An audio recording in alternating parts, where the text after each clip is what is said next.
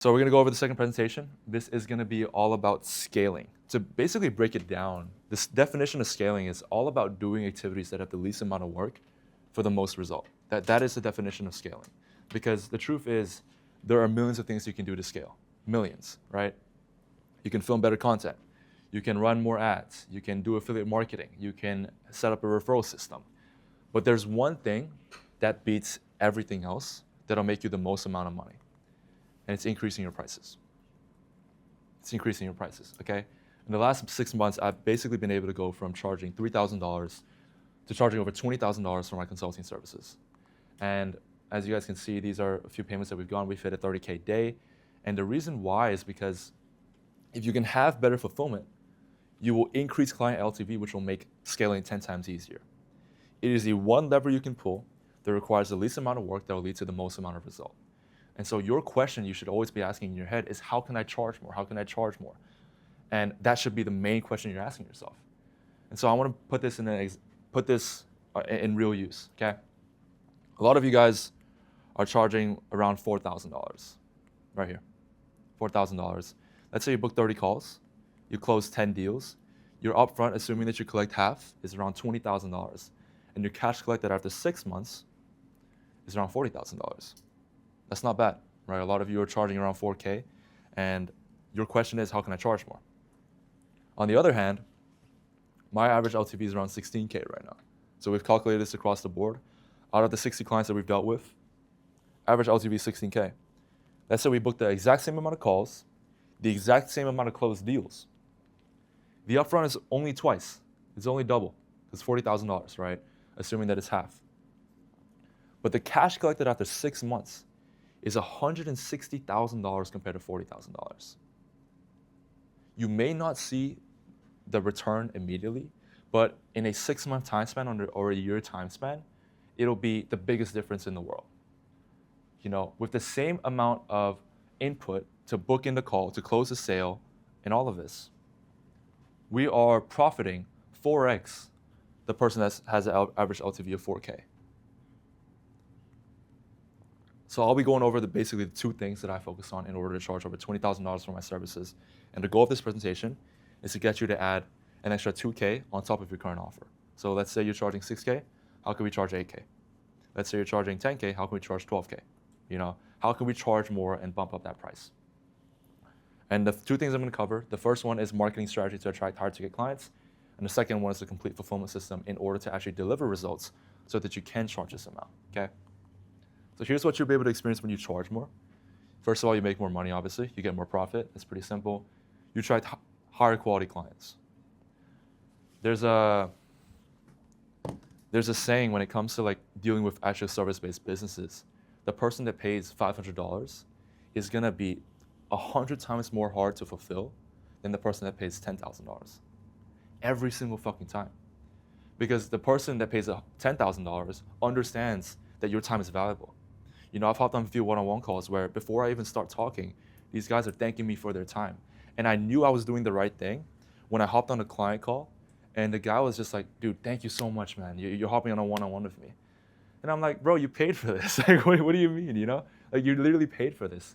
And so many times, like, it's just the quality of client that you attract when you charge a higher ticket is just ridiculously, it's so much better, okay? And then the third one is spending more on talent and ads, okay?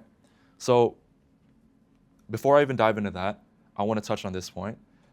If you're making 4x what your competitors are making, you can outspend them in every aspect. You can hire better closers. You can hire better setters. You can hire better editors. You can hire better people to fulfill for your clients. Every aspect of the business, you can basically just outspend your competitors to attract better talent. And at this point, you guys probably know how important talent is. That's the main driver of scaling, you know, of growth. And so now we're going to go into the marketing strategy. I basically found out, let me just stop telling people what I can do for them, and let me just start showing it. And so what we did was, my number one priority these past 6 months has been to make the best product, provide the most accountability, and get the most case studies. Accountability. Basically, we're tracking every single client and holding them accountable, even if it's their fault. Even if it's their fault and even if they paid us tens of thousands of dollars, we're going to still hold you accountable because you paid us. And so we came out with accountability bot. Some of you guys are using it, right? Which is great. One thing we also do that if you guys want to charge more, these are things that you can do to actually increase your client results. We're tracking each client and the amount of calls they attended and the amount of calls they missed. And at the end of every single week, we come together, all our coaches, and we pinpoint the person that joins the most group calls, and we give them more one-on-one support. Because we know that that person is way more likely to succeed than the person that joins 0, correct? That's what it is. We also track how many times you post on social media. So if we tell you to post a YouTube video once every 5 days and you post once every 2 weeks, we know that our time is not best spent with you.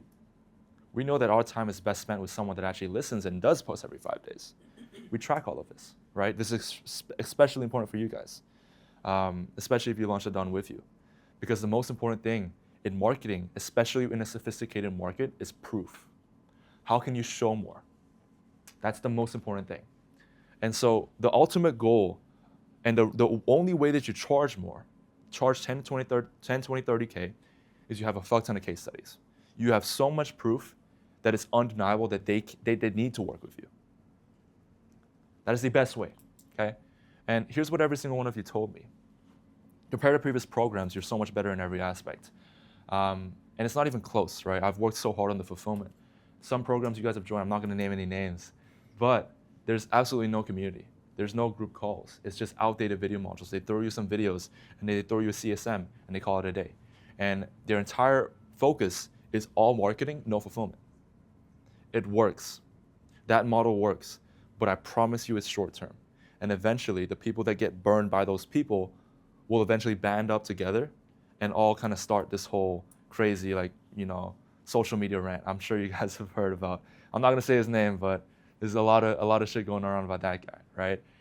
It's not that's gonna happen. And so eventually the truth will always come out. If you guys have a bad product, it will come out because enough people are gonna know about it to where, they're just not gonna fall for your marketing anymore, right?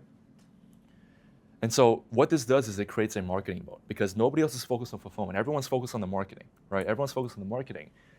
If you double down on the fulfillment, you're gonna have a moat that people can't replicate because if people want to charge the same amount as you, they don't have hundreds of case studies that they can leverage. So they can't charge as much as you, right?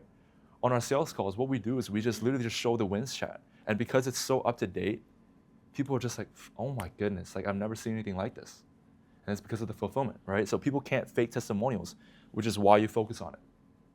And while your competition focuses on the next paid ad that they're gonna run, the next story sequence, the new funnel, they fail to understand that eventually marketing runs out and people will always go to the person with the most proof, the most data, and the most testimonials. If you understand this right now, it'll pay off for you so much in a year's time, so I can't stress this enough. And especially in a market where everyone is getting more sophisticated, it's getting harder to sell, this is the way you stand out. It's the number one way you stand out, okay? Last month we did a record 224K a month. We posted 6 client interviews that no one knew about. 6 client interviews. And it's not a coincidence, right? So this is the 5 stages of awareness. I want you guys to understand this chart. There's unaware, there's problem aware, there's solution aware, product aware, and most aware. Unaware is that they're basically unaware of their desire. I wouldn't even focus on this. Not of you guys are at this point yet. Problem aware is that they know if they have a problem to solve, but they aren't aware of any specific solutions. Again, this doesn't apply to most of you. Solution aware. They know there is a solution to their problem, but they don't know any specific products to solve it.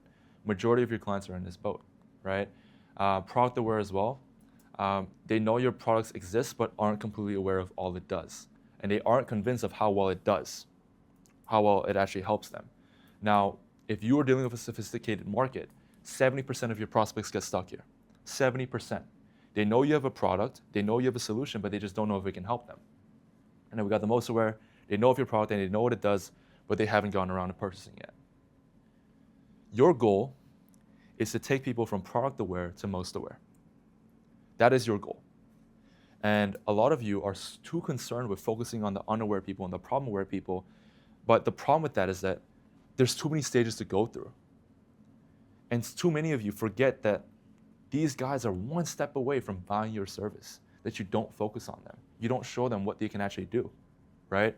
Too many of you guys are trying to just focus on the unaware people, but it's like that buying process is just extremely long. And so if you focus on the people that are closest to buying your service, that's when you make the most amount of money. And that's what we did in September. Client interviews are the number one sales asset in 2025 because what it does is it pushes people from product aware to most aware. That's what it does. I can basically just point out that every single one of you don't film enough client interviews. You guys have dealt with dozens of clients, have amazing case studies, amazing testimonials, but none of you guys are actually focused on showing that, right? And so what we did was we just started showing it. I was like, let me just stop telling people what I can do. Let me just start showing people what I can do.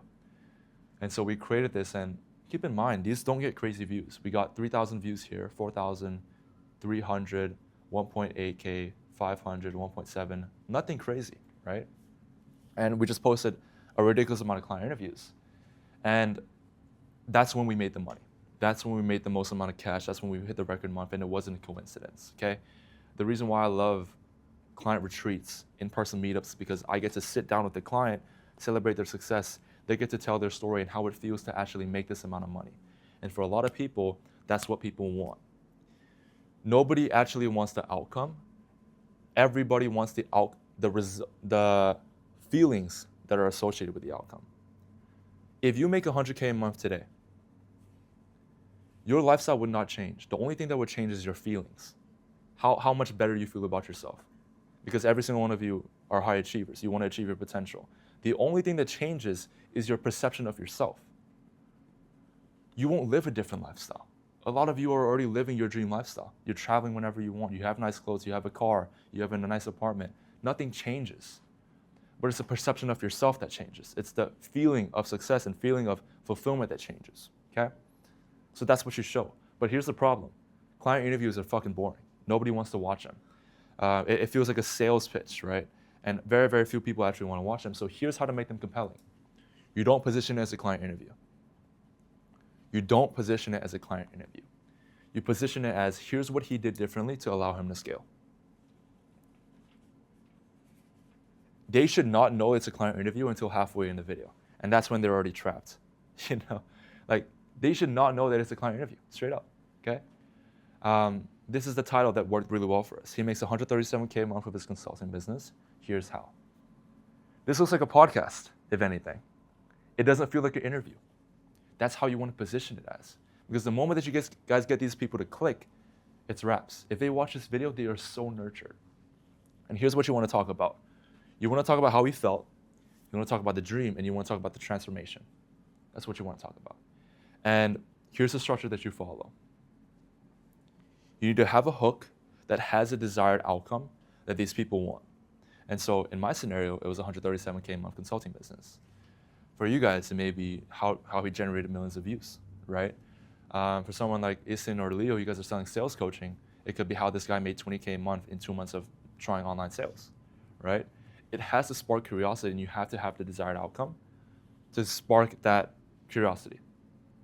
Example would be how he built a $113K a month consulting business and became an industry leader. Hyper specific. If you are, making around 30, 50K a month, you are thinking in your head, I want to be an industry leader. How can I become better? How can I do more, right? That's what you're thinking. And then the middle is the emotional payoff and the why behind it all. That's what you want to start with. Before you even dive into a client interview and ask him how it was like working with you, ask him how does it feel? Because that's what people care about. Nobody gives a shit that you scaled him. But everyone gives a shit about how the person feels. And everyone wants to feel that way as well, right? And so the end is when you talk about the product. You don't talk about your product in the beginning or the middle. You talk about it at the end. And then you ask what he'd say to someone on the fence. So this is the exact questions that I have in my phone or my laptop, depending on what I have. You guys can take a screenshot or a photo if you want. This is what I use. It's extremely intentional in the way that I designed it. And essentially, it focuses on problems or how it feels, on feelings and emotion at the start.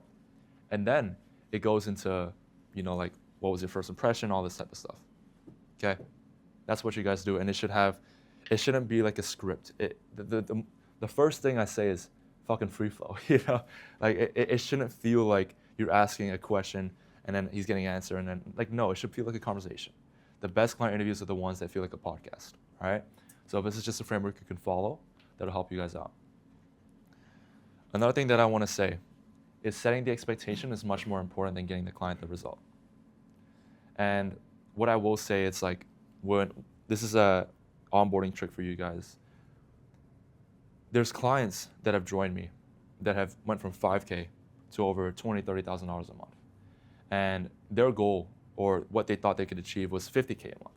And they were extremely unhappy. They were extremely unhappy. Even though that we 4, 5, 6x their business, they achieved record months, they're extremely unhappy. And I was like, okay, I did everything that we could to help this person scale, and this guy achieved, it's still a great case study. I mean, he's still 5x the business.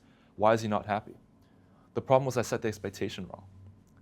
He thought that was the norm. And even though that was, like a good result, 4, 5xing your business should not be the norm, And then I had this other person, I set the expectation the right way. He went from 5K to 7K or 5K to 10K, right? And, it was only his first month in this program. And then we asked him, like, are you happy with the program so far? He's like, dude, I fucking love it. The guy made an extra 5K, right? He made an extra 5K, but he was so happy. And the reason why is because we set the expectation right.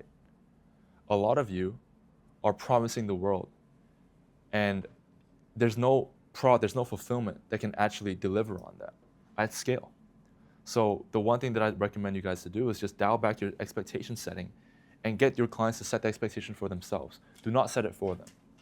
And so if you realize, we don't sell with a guarantee. We don't sell with a result. We don't say that we can take you to 50K a month or 100K a month. We've helped people get to that point, but when you join, you get to decide what results you get.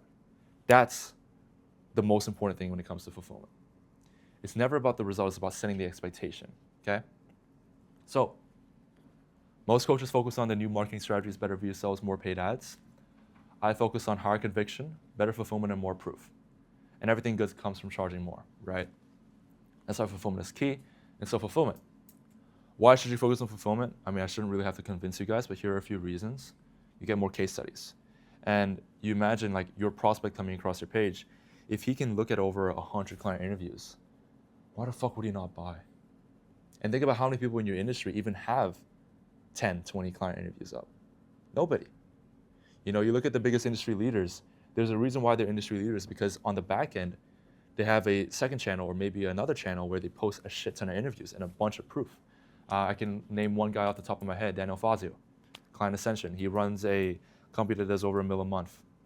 He posts a client interview twice a month, and he's been doing that for the last year. So you can imagine that sole activity alone just compounds over time, right? More case studies, more conviction, right? When I have more case studies, I can talk with more conviction in my marketing and my content, even this presentation right here, right? It also leads to higher prices. When you can actually deliver better results, people will pay you more for it. And so when I helped Alec go from 500 or 0 to 130K a month, bro, let me jack up my shit. Let me jack up my prices. Like that's pure proof and results. And I'm not jacking up my prices because something crazy changed in my fulfillment. I jacked up my prices because the result I delivered was much more than what I was charging. Okay. It also attracts better clients, right? So here are the 4 systems that allow me to charge 25K. Accountability and monitoring. For me, and you guys are gonna have to note this down, if you work with sophisticated prospects, we all assume that they don't need accountability. Oh, like they're already hardworking. They're already making multiple 5 figures a month. I assumed that people making multiple 5 figures a month would do everything I tell them. And I was so fucking wrong. A lot of you still need that extra push. A lot of these business owners and these sophisticated coaches that you think are very competent, they need that extra push, right? And so we built all of these systems in order to track everything that they're doing so that they're happy, right? You have to account for people that are completely lazy. because not everyone is like you. A lot of times what we do is we serve, like we think like, okay, what do we need? But not everyone is like you, if that makes sense. Not everyone can get shit done when they say they want to get shit done. A lot of people got to this point by kind of half-assing it. So you have to account for that type of person. And here's what you need to do if you want 70 to 80% of your clients to get results, which is a good benchmark. You need accountability systems to keep them actually doing what they need to do. Being part of a winning community, right? The wins chat is the highest lever you can pull. And what we're going to start implementing in November is we're going to have a weekly wins channel. Every single week, we're going to celebrate the top 3 biggest winners, and we're going to launch a leaderboard campaign where the top 3 people get a prize. An aspect that will get more people posting in the wins chat, because when you see a guy that joined that has the same offer as you, that is not as qualified as you, hit a 10K day, what are you going to think in your head? That's going to fucking push you. That's that accountability that you need.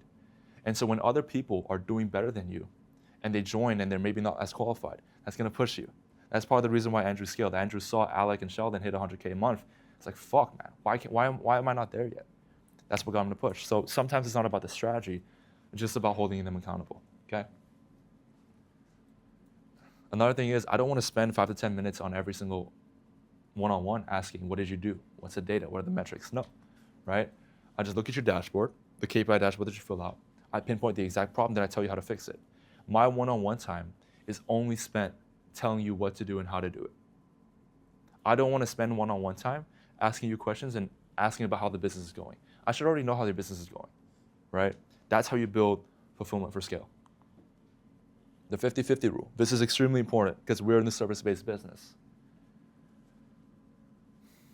If there's someone that can't wake up at 12 p.m. for a call, and there's someone that stays up at 3 a.m. on the call, they deserve different amounts of attention because they have different potential. This guy, he's not worth the additional attention. I'm still obviously going to provide the service that we gave him, but we're not going to give him extra support because he is not showing that he wants it. The guy, on the other hand, that's staying up at 3 a.m. that's in Australia, that is showing up to these calls every single week and is on time, is worth more attention. This guy is so much more likely to get the result than the 12 p.m. guy. And again, your goal with fulfillment is to get the fattest case studies possible. The fattest case studies possible, right? Because the more you can get, the more mind-blowing transformations you can have, the more conviction, the more trust people will have with you. So here's what I track without telling you. We track your call attendance, we track your IG and YouTube posting report. And if I tell you to post on YouTube and you don't post, why would I hop on another call if you don't even implement it, right? It's all of these details. And so you got to look at your client base. You can probably think of one guy that's the best client ever. Listens to everything you guys say. And on the other guy, you tell him everything, and the guy just ghosts you for 2-3 weeks, and he asks you for a one-on-one out of the blue. You have to set the expectation that you don't need them. They need you. And that's when they dial in fulfillment. That's when they actually try. Your ability to track what your client does without you seeing is extremely important. So the number 2 thing is the support. It's the exposure principle. I went over this in the last presentation, right? If your clients are constantly surrounded by winners, they become winners. So me showing all of these wins, this guy making 70K cash collected, and then this Tay joining and just making 30K in the first 30 days, this is the stuff that'll build the authority and build the accountability. And it's not even the strategy you give them, it's a level of support, it's a level of community. I keep telling you guys, it's never about the strategy. The best thing you can do for your clients is to give them more exposure, more of a reason to want to work harder, okay? This is a perfect example, right? I think Jake joined, he absolutely fucking crushed it. I think he did. He went from 20K to damn near 50K in a month, right? And then he made 10K in a day, all this type of stuff. He was posting great content, and then Hoku got inspired, and then Hoku posted some of his content. This level of community runs without me. Not everything should run through you in the service-based business, because when it runs through you, you eventually get capped out. And so you gotta ask yourself, how can you still deliver on the result that your clients want without everything going through you? And in a situation like this, if Jake makes a 10K day, after 2 weeks of joining, and they post this reel and everyone gets inspired from it, it's going to inspire other people to create similar type of content, and everyone benefits from that. And I am not involved in that process. That's the key thing. I am not involved, okay?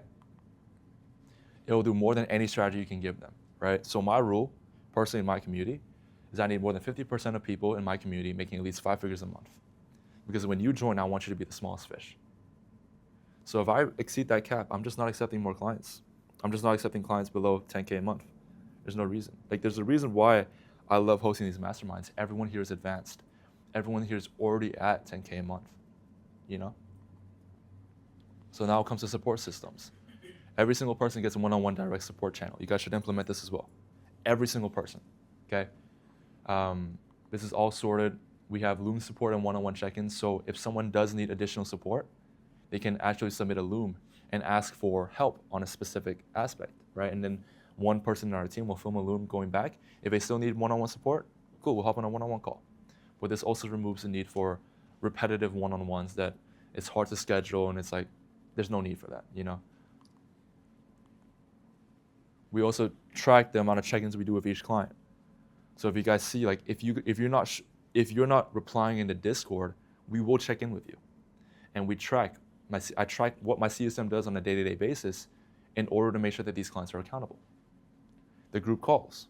What you guys don't realize is that when you put your clients all together and you start it off by getting your clients to say their wins, that inspires the fuck out of people. That inspires the fuck out of people. I don't care if you do done for you, done with you, host group calls. It's an additional bonus which will get your clients to respect you more, and it's more frame, and it's more scalable, okay? We have different ones. So Monday is obviously sales, setting management, mastermind. Friday is a Q&A. We also have Josh doing content on Thursdays. And then we have appointment setting for appointment setters. And so what the fuck else do you need? You know, if you want to scale, we give you the exposure to people ahead of you, and we give you all these level of support. Everything is here. And so when I'm presenting this on a sales call, can you guys imagine how hard it is to say no? There's a reason why we had a 70% close rate across the board in these last 2 to 3 months. Every time we show what we have, it's a no-brainer. Because we don't tell, we just show. That's the main difference, okay? At a certain point, you have to look internally, right? I mean, like, I've had a few people tell me this, like, they've asked themselves this question where it's, I'm in the same program as everybody else that scaled to 6 figures a month. Why am I not there yet? Why am I not there yet, right? And when a client realizes this and they take accountability for their own fault, that's when fulfillment gets extremely good. The system number 3 is onboarding. The truth is, what you guys do in the first 3 to 5 days of a client joining you will determine how much that client spends with you and whether they are successful. In the first 7 days, I can usually tell if a client is gonna be a massive case study, or if he's just gonna make the same amount, or if he's just gonna make a few extra thousand. I can tell. But the one thing I will say is, if you onboard someone and they don't know the next step, they will get cold feet and request a refund within hours, especially a B2C prospect. I've scaled a lot of B2C offers in the past, and a lot of the times the onboarding is not dialed in, which is why that's the problem, right? And so the 3 things you must do on the call. Sales call. At the end of the sales call, you book the onboarding immediately. You don't send them an email and then wait for them to book an onboarding on their own time. No, you book the onboarding immediately. You look at your CSM, or if it's yourself, booking a time with him on that call. You make sure that they receive the onboarding email, and you make sure they know the exact next steps. The first impression is always the most important. Always the most fucking important, okay? And if you don't, the chances of a chargeback or even just a good client working with you and listening to you is much less. Like, it's just not good, right? And so what we do is we have an onboarding form that people fill out. We get all the information that we need in order to get them to scale up. The database gets updated automatically. We build out a Notion page for each client. This is a Zapier, and if you guys want access to this, let Fossey know. He'll send you the template and the SOP to duplicate it so your VA can do it, or you can do it yourself, okay? We track how many days people have been in the program, how many months people have been in the program. They book in an onboarding call on the call itself. And if they need to reschedule, they obviously have the link in the email. They get the onboarding email sent. We give them Notion and GHL systems within 5 minutes of them joining. They get their progress tracker. They get their own CRM dashboard. They join the Discord community. They get this as well. So they get, in case they didn't get the email, they get it on Discord as well. So like, do you see how much emphasis we put towards the onboarding? This is the first fucking impression. You gotta imagine these guys have put $5,000 with you, especially if they're B2C. That's 1 or 2 months of their salary, you know? They're gonna be scared. They're gonna be so ridiculously scared. And you have to do everything in your power to make sure that they know that they're in the right place. Same thing with B2B, you know? We charge 10, 20, 30K. Like if they're spending that amount of money with us, we gotta make sure that they know that this is the right place and this is the best decision they could have made. And then we obviously build out their one-on-one channels. This is all automated. And then before they even hop on the onboarding call, we're already giving them action steps. Do your offer sheet. And then we obviously review the offer sheet on the call, all that stuff, right? So that's the onboarding. And the other thing that I'd say as well is the setting expectation. If you set the expectation and make them realize that they get to determine the result, that is the best piece of advice you can do in the onboarding. Because now the pressure's on them. You want to shift the pressure on them and make them realize that your offer and your fulfillment has already generated results. You don't need to prove anything. Now it's up to them on whether or not they want to use this program to achieve the result that they want. That's what you do, okay? The fourth one is the 180-day roadmap. So what I recommend you guys do, create a roadmap for your clients. And a lot of you guys are selling a very simple outcome. Become a sales rep. Get good at content. It's a streamlined process. So what's the first step? The first step is obviously mindset, all right? Okay, fixing that mindset. And then the second step is obviously, learning the framework of sales.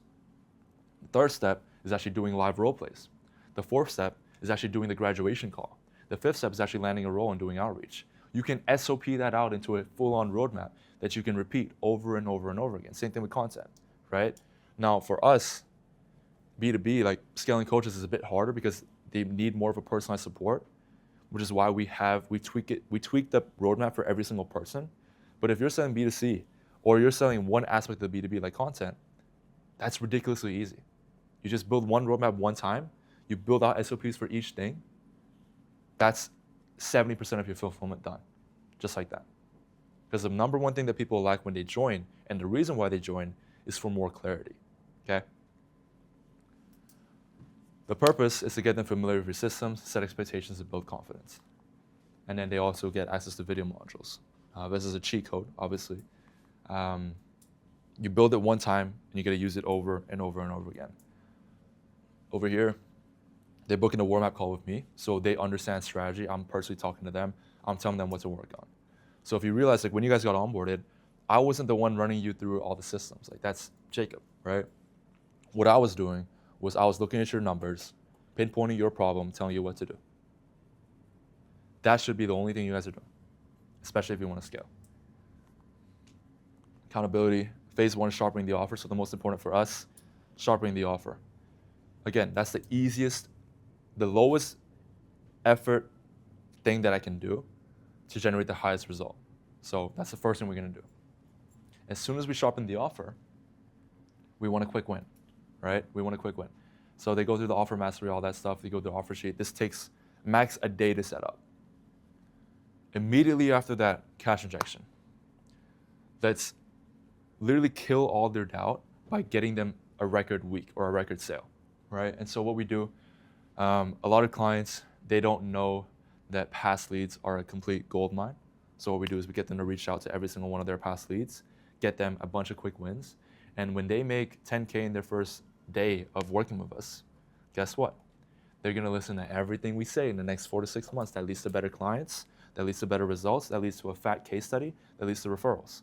Jake that joined 3 weeks ago, I think he's already at 50K a month, which is amazing, right? He had a 10K day. He already sent 2 referrals, and his 2 referrals piffed 12K.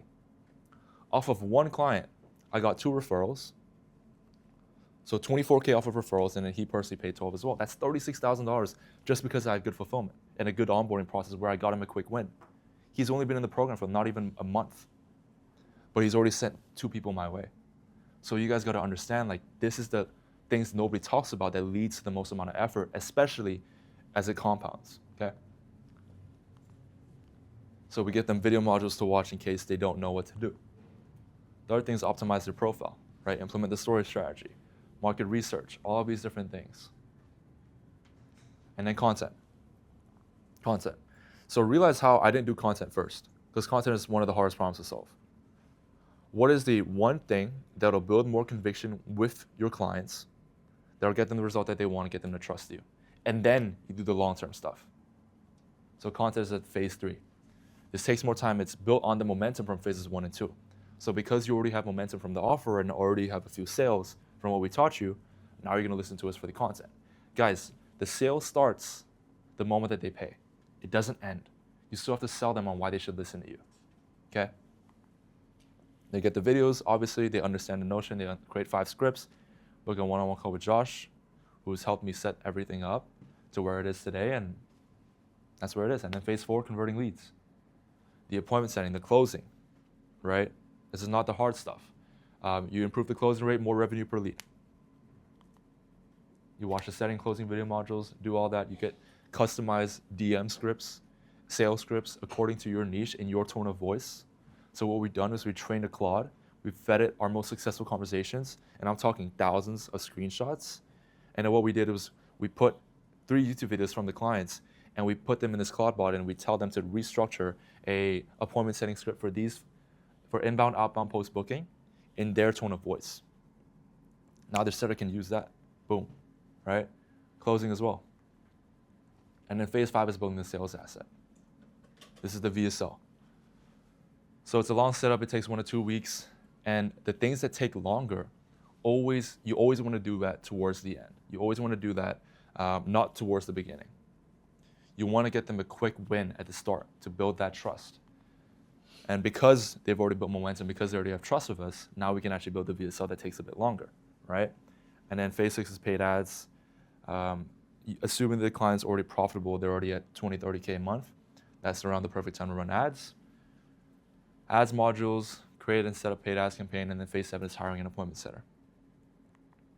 Team building, right? Building a team, scaling beyond yourself. That's the last thing people do.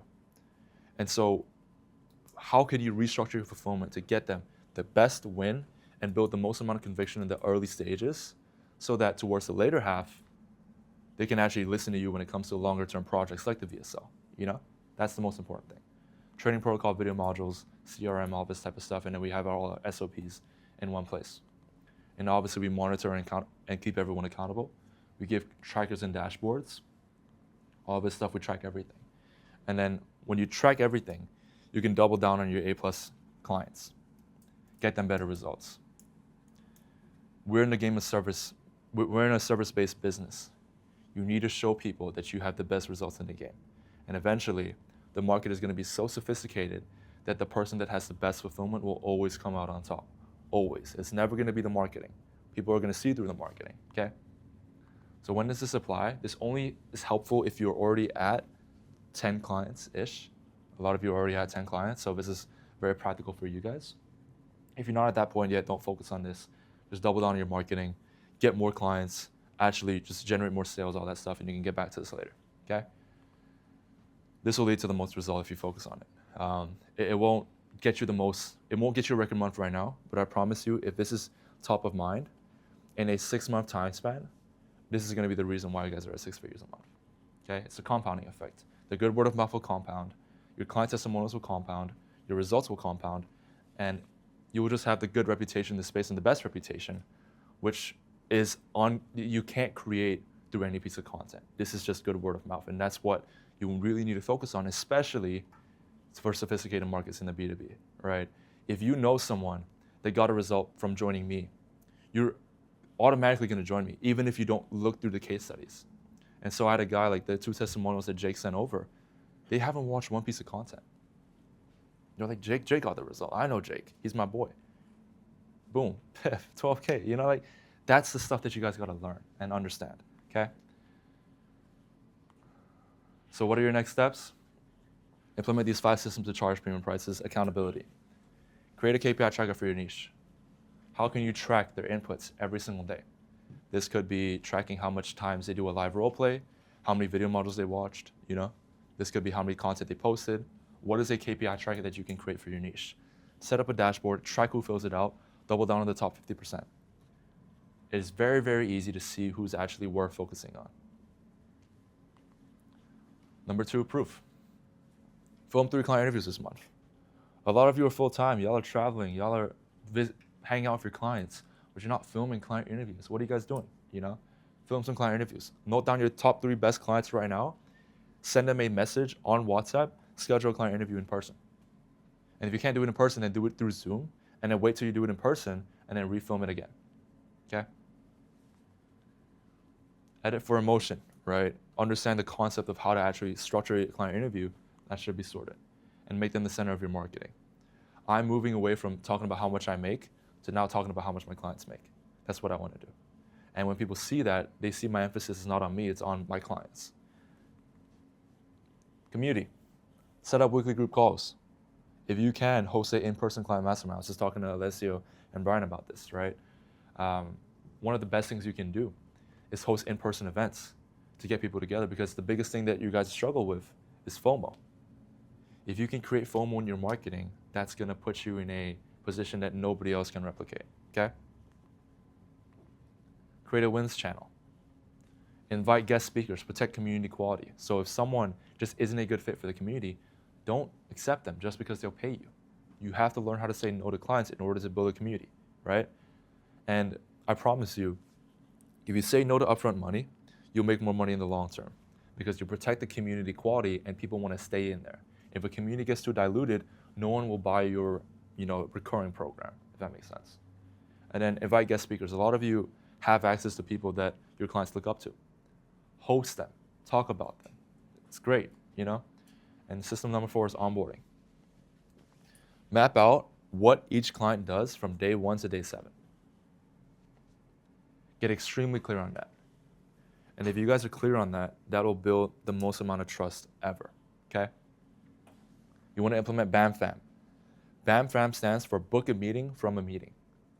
When you onboard a client, they should always have a call scheduled in the first month. The sales call, after the sales call, book the onboarding call right there. After the onboarding call, book the call with the creative director. After the creative director call, book a call with the sales guy. There always has to be a meeting from a meeting, okay? That's how you build the most amount of conviction, because that's how you know that, your clients actually, you feel like your clients actually care for you. Automate the email sequences. Set up all systems before client joins. If you guys have a VA, we will send you guys the SOPs on how to run that, okay? Number 5 is the roadmap. Reorder your phases. What is the quick win that you can generate for your clients right now? It's the lowest hanging fruit, lowest effort for the highest return. Get client results in week 1, build momentum early. And so the big question is, how can I make it so stupid for my clients to not work with me? Just execute on it and everything will change, okay? Perfect. Let's get Josh. If you guys can pull up the chairs, that'll be good. And then we'll run a Q&A with us 3. And we'll answer any questions you guys have for fulfillment, okay? Beautiful. How was this presentation for you guys? Good? Good, brother. Oh. It's a lot of slides. Let me pull this up.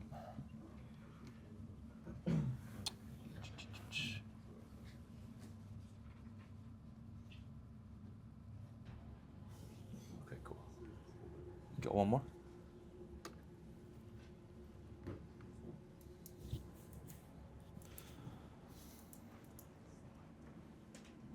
I need water real quick. My bad, bro.